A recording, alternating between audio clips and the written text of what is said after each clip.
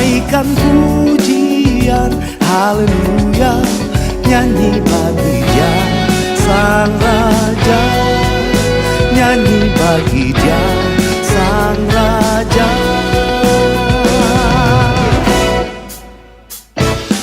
Kasih Allah tak berkesudahan, selalu baru setiap pagi. Rahmat-Nya pun tak pernah berakhir seumur hidupku. Kasih Allah tak berkesudahan, selalu baru setiap pagi. Rahmat-Nya pun tak pernah berakhir seumur hidupku. Hanya Engkau Tuhan, nama-Mu yang termulia, terindah. Oh Allahku yang luar biasa, yang kami kenal di dalam nama Tuhan Yesus Kristus. Kalau pagi hari ini kami boleh datang beribadah, hanya karena kemurahan-Mu. Juga kami boleh menikmati persekutuan dengan tubuh dan darah-Mu, hanya karena kasih-Mu. Terima kasih Tuhan. Dan saat ini kami rindu mendengar firman-Mu.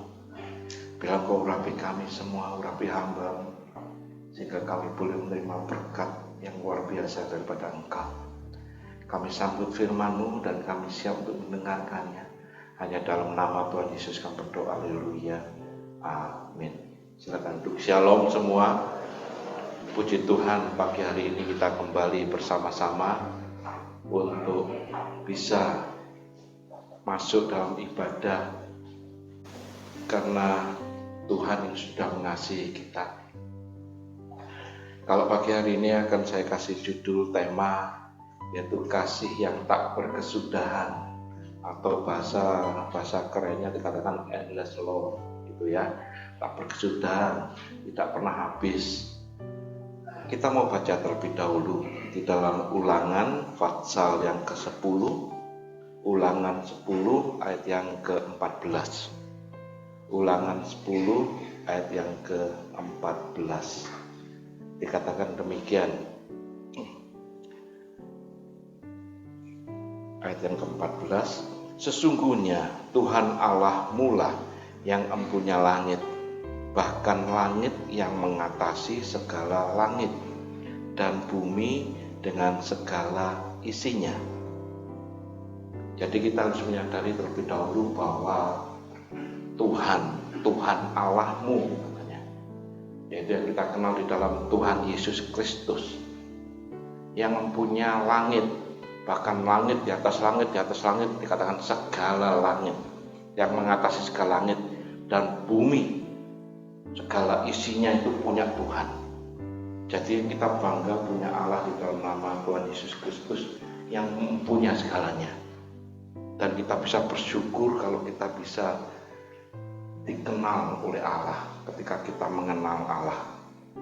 Dan sekali lagi ayat ini diberikan kepada bangsa Israel dan juga kepada Abraham dari awal, merupakan satu perjanjian bahwa aku yang punya semua, maka aku akan memberikan kepadamu semuanya apabila engkau juga menuruti perjanjianku. Nah, Tuhan mengadakan perjanjian. Kita sambung dalam ayat yang ke-15, dikatakan demikian, saudara. Ayat yang ke-15. Tetapi hanya oleh nenek moyangmu lah hati Tuhan terpikat. Saya berhenti sampai sini dulu. Tetapi hanya oleh nenek moyangmu lah. Nenek moyang kita bukan seorang pelaut. Nenek moyang kita ini, kalau ada lagu nenek moyangku adalah pelaut, bukan. Nenek moyangmu ada dari Abraham terus turunan, ya. Hati Tuhan ini terpikat. Kalau di dalam bahasa Ibrani-nya terpikat ini lebih mendalam lagi. Dikatakan sebagai hasak. Hasak ini adalah seseorang yang sudah diberikan band itu apa ya? Tanda, dibandit, diberikan tanda, metereh. Jadi setiap orang yang diberikan tanda adalah orang yang miliknya. Lah, terpikat ini juga dikatakan juga mendapatkan kasih sayang. Terpikat ini juga dikatakan menyenangkan. Hati Tuhan senang, hati Tuhan bisa memberikan kasih sayangnya kepada orang-orang yang sudah ada tandanya. Pada bandit ini, ya kasih apa namanya? Kalau di dalam perjanjian lama, biarlah engkau mengikatnya di dalam dahimu, di dalam lenganmu, di dalam hatimu, diikat. Jadi tanda. Lah, terpikat dengan nenek moyangmu, maka dikatakan sehingga ia mengasihi mereka dan keturunan mereka lah. Yang siapa? Keturunan terus yaitu kamu. Katakan kamu. Yang dipilihnya dari segala bangsa sampai sekarang ini. Jadi kasih Tuhan, hati Tuhan terpikat karena adanya satu yang mengikat kita.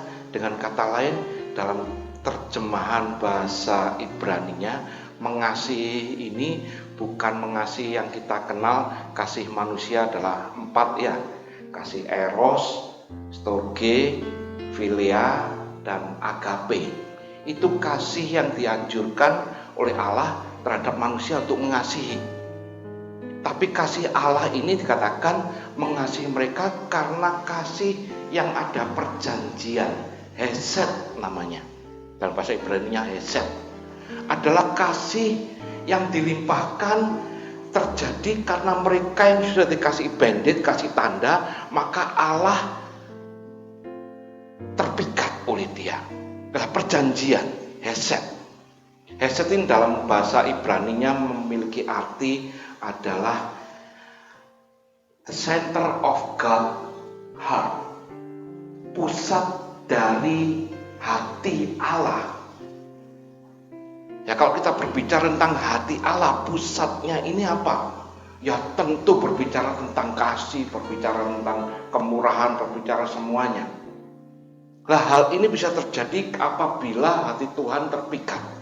Sekali lagi, nah, mengasihi mereka, mengasihi dilingkari, mengasihi ini, hesed ini adalah karena ada perjanjian. Jadi perjanjian ini, dan hesed ini merupakan dikatakan, kalau dalam bahasa Inggrisnya dikatakan gini, demikian kalau hesed. Hesed is the central God's character, closely tied to his covenant with his chosen people. Jadi hesed ini arti kasih di sini merupakan sentral dari hati Allah, sifat Allah yang terikat erat dengan perjanjian terhadap orang-orang pilihannya. Dan ini disebutkan pilihannya siapa? Ya keturunan mereka, yaitu kamu. Yaitu bangsa-bangsa yang sudah dipilih sampai sekarang ini. Jadi kasih ini bukan kasih yang eros yang manusia punya, bukan kasih yang philia yang manusia punya, bukan storge atau bukan kasih agape yang manusia punya. Memang 4 kasih ini diberikan pada Allah supaya kita manusia memiliki tingkatan mengasihi seseorang. Sampai mana tingkatannya? Saya mengasihi saudara ada batas tingkatannya. Hanya sebagai saudara, storge atau philia, atau mengasihi yang melebihi segalanya, kasih agape. Kalau kita bertanya kasih Allah yang bagaimana? Oh, segalanya. Makanya firman Tuhan dikatakan di situ, hendaklah engkau mengasihi Tuhan Allahmu seperti Tuhan Allah mengasihi engkau. Kasihlah dengan segenap hatimu, segenap jiwamu, dengan segenap akal budimu semua. Dan kasih ini terjadi, hesed ini terjadi karena adanya perjanjian. Abraham juga berjanji kepada Allah. Maka kalau kita baca di sini Ulangan, ini Musa dan bangsa Israel berjanji kepada Allah, perjanjian, maka berkat-berkatnya melimpah. Maka apa yang diberikan melalui firman-Nya akan terjadi apabila engkau dan semua keturunan, katakan, engkau mengikat perjanjian. Kita buka terlebih dahulu di dalam Kejadian 17. Kejadian 17 ayat yang kedua. Kejadian 17 ayat yang kedua.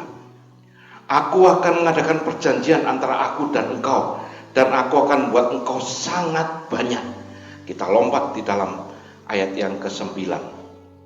Lagi firman Allah kepada Abraham, dari pihakmu, engkau harus memegang perjanjianku, engkau dan keturunanmu turun temurun. Jadi perjanjian. Semua orang juga harus diikat dengan perjanjian. Jadi kasih Bapa ini ada persyaratannya. Iya. Wah, katanya kasih yang tanpa bersyarat. Benar, tanpa bersyarat. Tapi kita akan pelajari syarat apa yang diminta oleh Tuhan. Seperti yang dikatakan tadi dalam Ulangan. Coba tampilkan ayat Ulangan 10 ayat yang ke-12. Ini perjanjiannya sehingga hati Tuhan terpikat. Ayat yang ke-12. Maka sekarang, hai orang Israel, apakah yang dimintakan daripadamu oleh Tuhan? Jadi Tuhan meminta. Yang dimintakan oleh Tuhan Allahmu selain dari takut akan Tuhan, yang pertama, perjanjian yang harus dilakukan oleh bangsa Israel, oleh Abraham maupun oleh keturunanmu yang turun temurun, takut akan Tuhan Allahmu. Perjanjian apa lagi? Hidup menuruti segala jalan yang ditunjukkannya. Takut akan Tuhan, hidup menurut jalan yang ditunjukkannya, lantas mengasihi Dia. Dan yang keempat, dikatakan beribadah kepada Tuhan Allah. Dengan apa?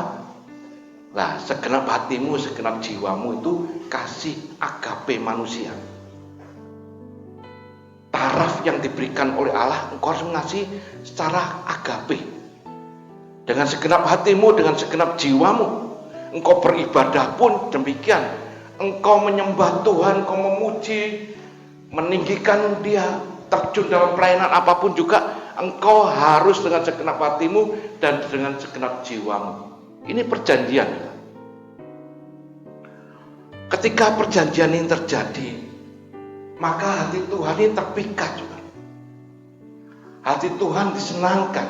Maka orang-orang yang mengikat perjanjian ini, Allah juga mengikat, katakan tadi hasak itu.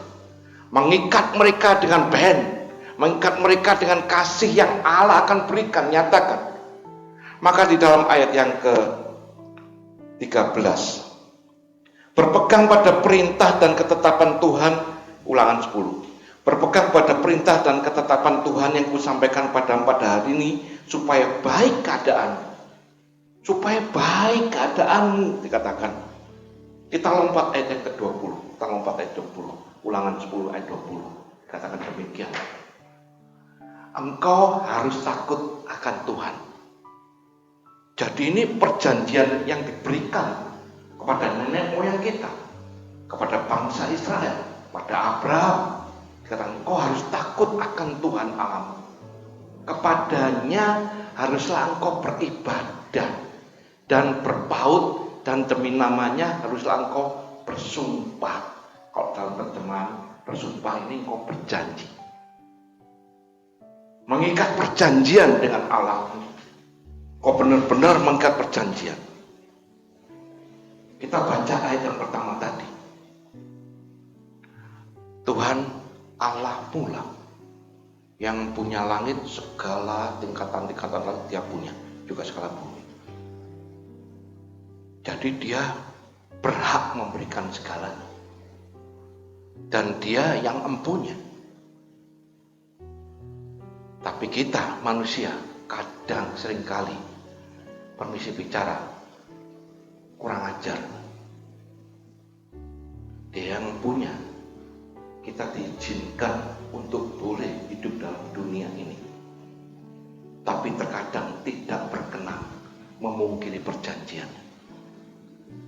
Terkadang kita meleset dari perjanjiannya, sehingga manusia ini ditarik oleh dosa, meleset harmartia, meleset dari sasaran perjanjian yang ada, his covenant. Manusia jatuh dalam dosa. Manusia istilahnya terseret. Sekali lagi iblis berusaha untuk menggagalkan perjanjian ini. Iblis menyeret manusia supaya manusia tidak peroleh apa yang dijanjikan, berkat-berkat yang sudah disediakan. Abraham menerima berkat-berkat karena mengikuti perjanjian yang ada. Musa dan bangsa Israel juga dituntut apa yang harus dikerjakan. Apa yang tidak engkau lakukan, sehingga hati Tuhan terpikat. Sekali lagi, manusia terkadang meleset janjinya, sehingga mereka melupakan janji Tuhan, bahkan gak percaya. Wah, ini yang menyakitkan hati Tuhan. Wah, lantas gimana caranya? Sekali lagi, Allah yang mempunyai segala bumi dan isinya, Allah mengasihi si dunia ini, kepunyaannya Dia. Tapi bagaimana caranya supaya mereka ini yang hidup di dalam dunia ini kembali lagi punya hubungan dengan Dia, menerima kembali perjanjiannya, menerima kembali berkat-berkat yang sudah Dia sediakan. Wah, sukar, saudara. Ada penghalang dosa ini.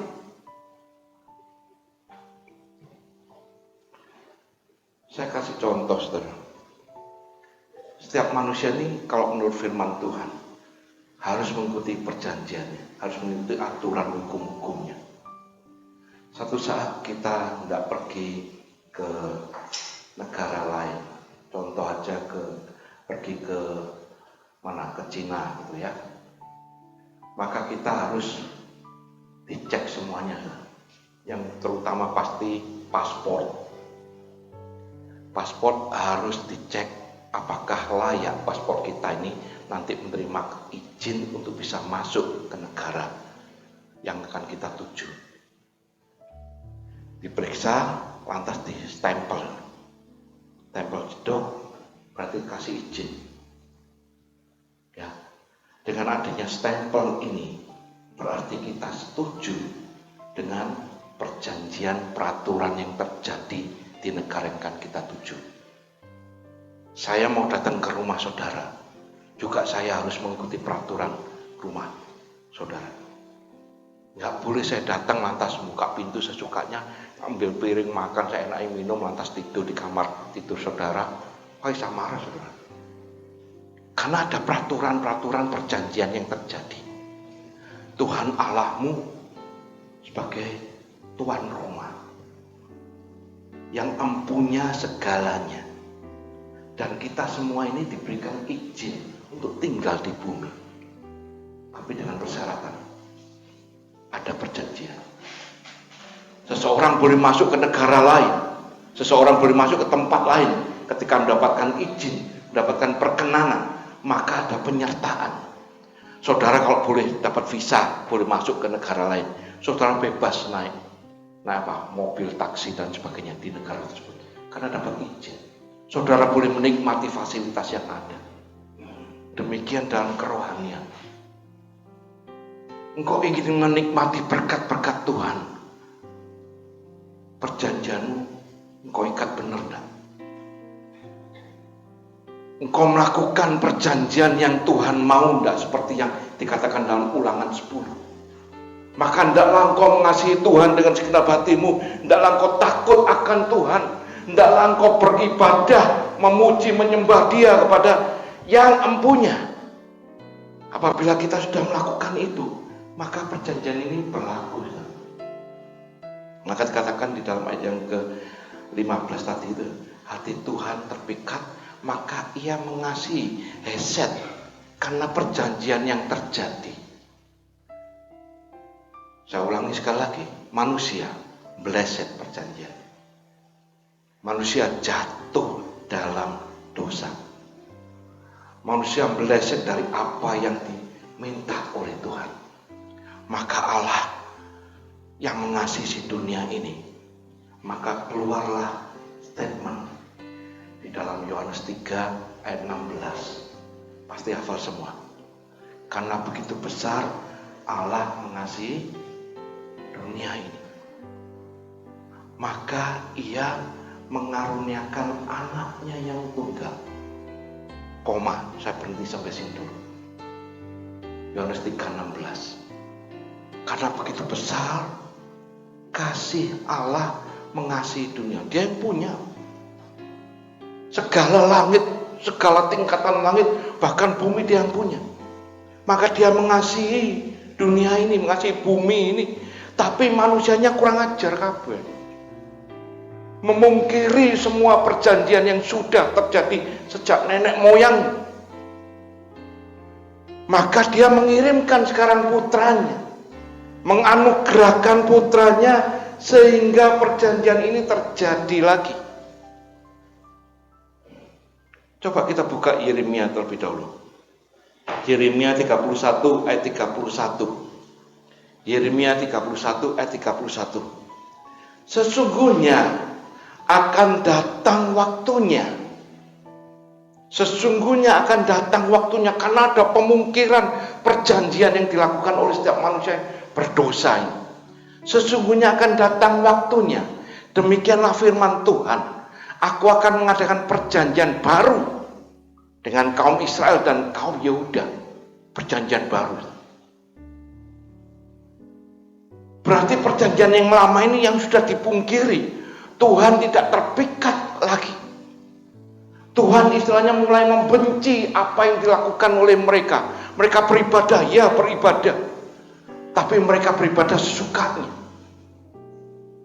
Mereka datang menyembah Tuhan, ya, tapi mereka melakukan sesuka hatinya, tidak sesuai dengan apa yang Tuhan mau.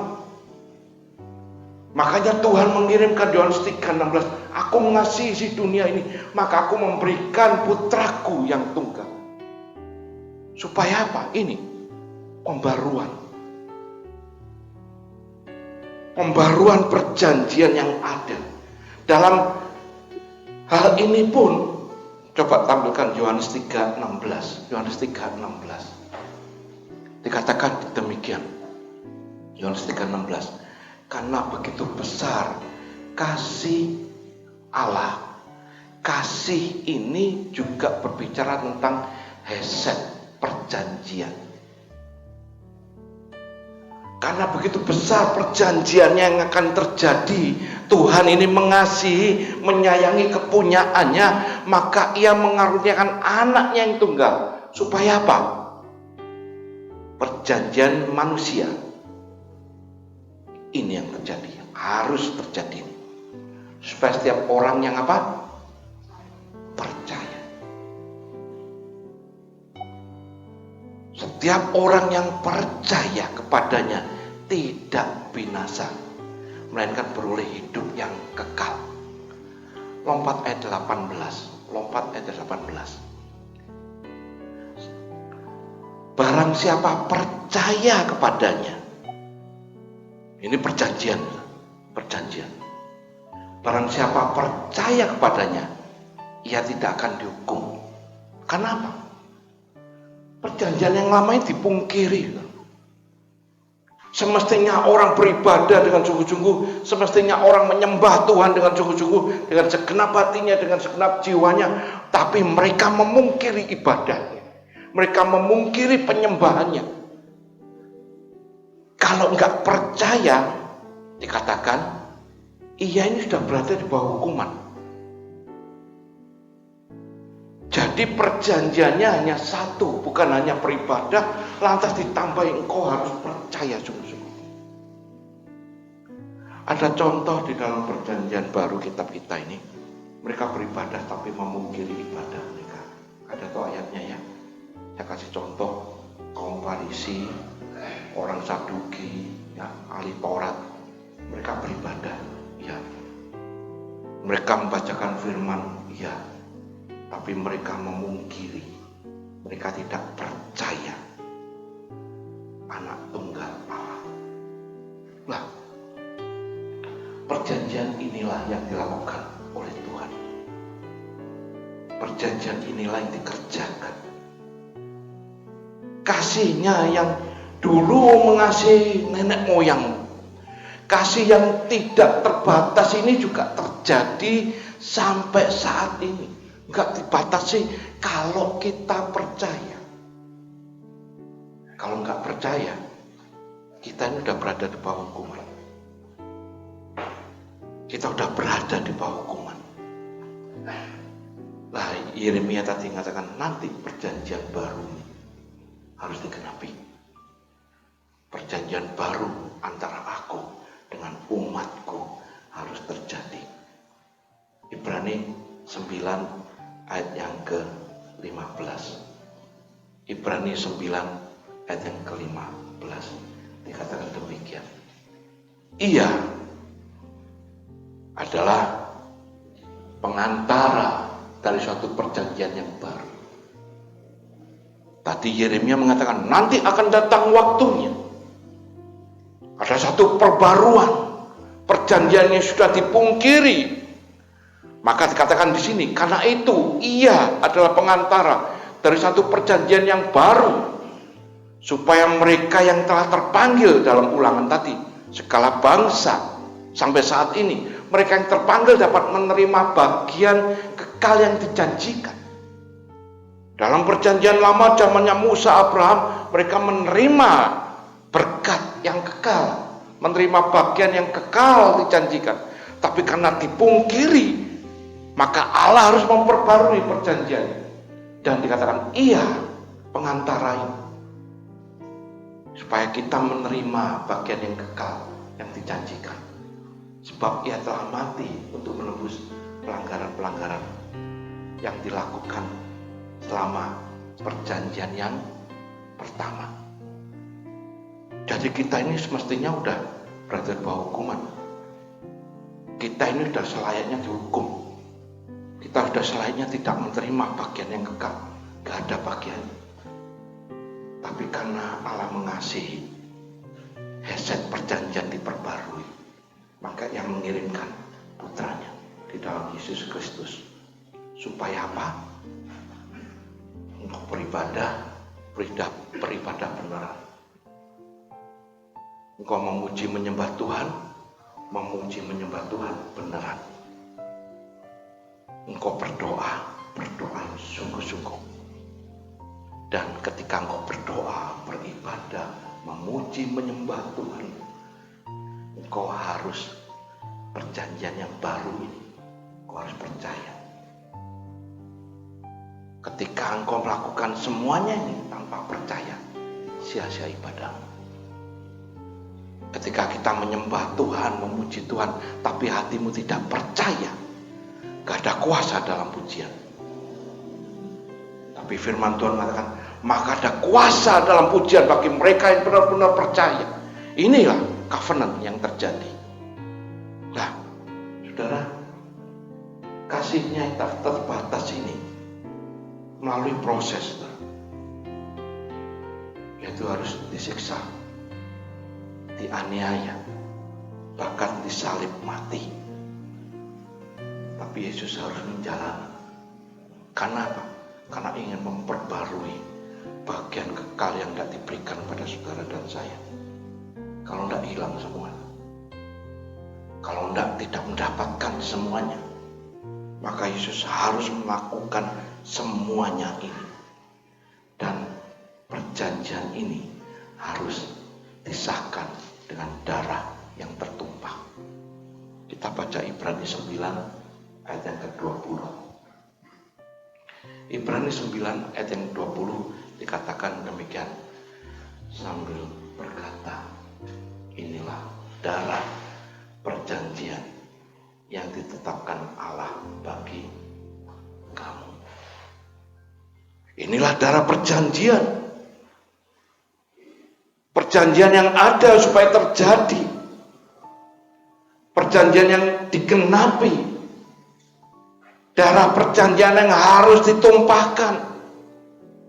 Coba tampilkan Matius 26 ayat 28. Matius 26 28 ayat 28. Matius pasal 26 dikatakan demikian. Sebab inilah darahku, darah perjanjian yang ditumpahkan bagi banyak orang untuk pengampunan dosa, untuk pelanggaran, untuk pengingkaran janji ini, untuk penebusan. Maka kasihnya ini, kasih perjanjian ini harus dinyatakan dengan darah yang tertumpah. Nah sekarang sebaliknya dari kita, sebagai manusia yang menerima apa yang hendak Tuhan berikan, kau juga harus berjanji. Gak asal datang ke gereja, gak asal datang beribadah, gak asal memuji menyembah Tuhan, gak asal nanti makan dan minum perjamuan kudus, tapi kau benar-benar percaya apa yang dilakukan, apa yang ia kerjakan hanya untuk saudara dan saya. Waduh, luar biasa. Sebab kalau kita nggak percaya, tadi dikatakan kita sudah berada dalam hukuman, di bawah hukuman. Apalagi nggak percaya dengan darah perjanjian ini, lebih berat lagi. Coba tampilkan dalam Ibrani, apabila mereka yang tidak menghormati darah perjanjian yang Tuhan tumpahkan ini. Dikatakan Ibrani 10 ayat 29. Ibrani 10 ayat 29. Betapa lebih beratnya hukuman yang harus dijatuhkan atas dia yang menginjak-injak anak Allah, yang menganggap najis darah perjanjian, yang menguduskannya, dan yang menghina roh kasih karunia. Jadi kita sebagai orang percaya, orang Kristen, dikatakan orang percaya, harus benar-benar percaya Tuhan Yesus yang sudah berkorban ini memperbarui apa yang sudah dipungkiri oleh manusia, memperbarui janji berkat yang sudah disediakan untuk manusia, keselamatan bagian yang kekal sudah disediakan untuk manusia. Kita harus percaya sungguh-sungguh, trust Him, bukan believe, tapi trust Him. Kalau saudara ditanya saat ini, pasti jawabannya haleluya, angkat tangan semua. Apakah saudara percaya Tuhan luar biasa? Amin toh, haleluya. Apakah engkau percaya Tuhan sanggup menolong kau? Amin, haleluya. Tapi keluar dari gereja, apakah masih perjanjian terjadi? Apakah engkau tetap percaya apapun yang terjadi, aku tetap percaya? Nah, ketika kita melakukan hal ini, maka engkau mengikat perjanjiannya dengan Tuhan. Apa yang Dia janjikan pun terjadi atas hidupmu. Kita buka Mazmur 25 ayat 8 sampai 10. Mazmur 25 ayat 8 sampai 10. Dikatakan demikian, Tuhan itu baik dan benar, nggak pernah meleset, nggak pernah ingkar janji. Tuhan baik dan benar. Sebab itu Ia menunjukkan jalan kepada orang yang sesat. Ya, menunjukkan jalan. Nanti jawabannya, kenapa kok Tuhan baik dan Tuhan benar? Kenapa Tuhan kok menunjukkan jalan kepada orang yang sesat? Ayat 9. Ia membimbing orang-orang yang rendah hati menurut hukum. Dibimbing, menunjukkan jalan, dibimbing, dan Ia mengajarkan jalannya pada orang-orang yang rendah hati. Dibimbing, dituntun, diajarkan. Ayat yang ke-10. Segala jalan Tuhan adalah kasih setia dan kebenaran bagi orang yang berpegang pada siapa? Pada mereka yang memegang perjanjiannya. Kalau orang tersebut memungkiri perjanjiannya, maka ayat ini tidak berlaku. Tuhan nggak baik, Tuhan nggak memberikan jalan, istilahnya Tuhan kejam. Kok bisa? Allah adalah kasih dan adil, berkorban, menderita, disalib hanya untuk memperbarui perjanjian. Jadi ketika kita nanti ngambil perjamuan kudus, yang dulunya kita mungkin, oh kau God, mengambil perjanjian lagi. Supaya hal ini terjadi, Dia akan menuntun hidup. Tuhan itu baik adanya, iya. Tuhan itu mengasihi, iya. Tuhan itu sungguh luar biasa, iya. Tiada bandingannya. Tuhan itu benar, iya, tidak pernah memungkiri. Bagi mereka, bagi orang yang berpegang pada perjanjiannya. Kalau engkau pungkiri, Tuhan juga pungkiri. Kalau engkau meninggalkan Dia, Tuhan juga meninggalkan engkau. Engkau sadis ini, ya. Jadi kita sebagai orang Kristen ini benar-benar sekarang di ujung akhir-akhir zaman ini nggak main-main. Kalau kita memasuki zaman dikatakan apa? Zaman apa ini? New era, new semuanya toh. Apakah ibadahmu masih tetap sama seperti dulu? Kita masuk ke zaman yang baru. Perjanjian ini juga harus terjadi. Engkau harus hidup dalam kehidupan yang baru. Kalau dulu mungkin ibadah main HP, masih main HP kah sekarang? Perjanjian mana? Kalau engkau memuji menyembah Tuhan, saya mau sendiri kah? Yang dulu ya. Tapi sekarang, pada era yang baru ini, ikat perjanjian dengan Tuhan. Maka ayat ini akan berlaku. Tuhan itu baik dan benar. Membimbing orang yang menurut hukum, menuntun segala jalan dengan kasih setia dan kebenaran bagi orang yang berpegang pada perjanjiannya. Kalau Roma 8 ayat 1 dikatakan, maka sekarang kita tidak berada dalam hukuman. Kenapa? Karena ada perjanjian ini. Maka sekarang kita memperoleh keselamatan. Kita mendapatkan berkat-berkat dari Dia. Kok bisa? Ada yang punya langit ya, yang punya bumi. Kita tinggal di bumi. Kalau kita mengikuti aturannya, mengikuti perjanjiannya, maka Dia juga nggak segan-segan. Hati Tuhan terpikat, hati Tuhan senang, hati Tuhan maka tercurah kasih karunia-Nya.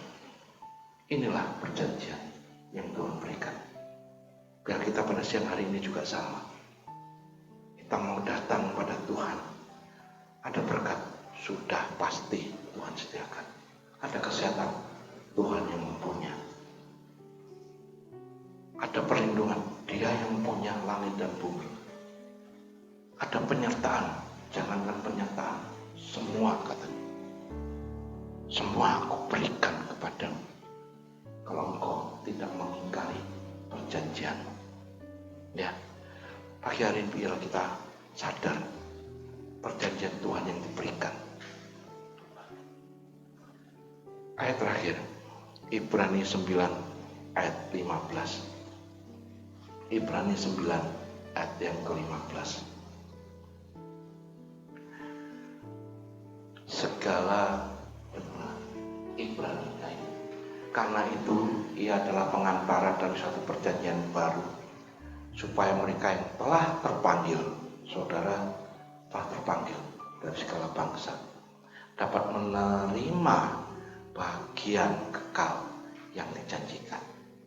Sebab Ia telah mati untuk menebus pelanggaran-pelanggaranmu, menebus pelanggaran-pelanggaran yang dilakukan nenek moyang, pelanggaran-pelanggaran yang karena memungkiri perjanjian yang telah dilakukan selama perjanjian yang pertama. Berkat melimpah, penyertaan Tuhan ada, perlindungan Tuhan selalu tersedia bagi mereka yang memegang perjanjian. Amin.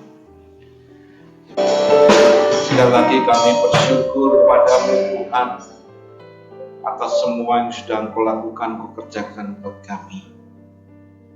Dan kami percaya ketika kami tetap mengikat perjanjian ini dengan Engkau, maka berkat-Mu, penyertaan melimpah buat setiap kami. Dan sebentar kami tidak berpisah pulang, maka Engkau yang akan memberkati setiap kami. Dan kami mau mengangkat tangan kami bersyukur, berserah kepadamu, maka Engkau turun tangan memberkati setiap kami. Maka sekarang sedang jemaat yang kasih Tuhan, pulanglah dan terimalah berkat, terimalah kasih, sukacita, terimalah damai sejahtera yang daripada Allah Bapa di dalam cinta kasihnya Tuhan Yesus Kristus, serta dalam persekutuan Roh-Nya yang kudus, selalu menyertai Engkau, selalu menjaga, melindungimu, bahkan memberkati Engkau mulai saat ini sampai Maranatha Tuhan Yesus datang kedua kalinya. Biarlah kita menerima semua berkat ini hanya di dalam nama Tuhan Yesus Kristus, dan biarlah kita semua yang percaya dapat katakan amin. Dengan sukacita ku kan menari, dengan sorak-sorai memuji, ku naikkan pujian haleluya, nyanyi bagi Dia Sang Raja, nyanyi bagi Dia Sang Raja. Dengan sukacita ku kan menari, dengan sorak-sorai memuji, ku naikkan pujian haleluya, nyanyi bagi Dia Sang Raja, nyanyi bagi Dia Sang Raja.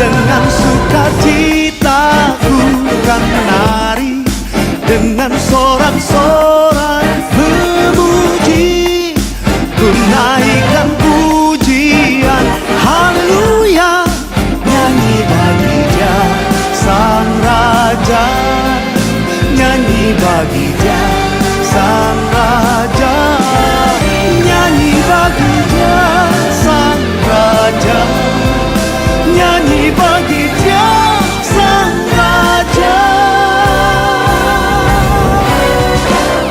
Selamanya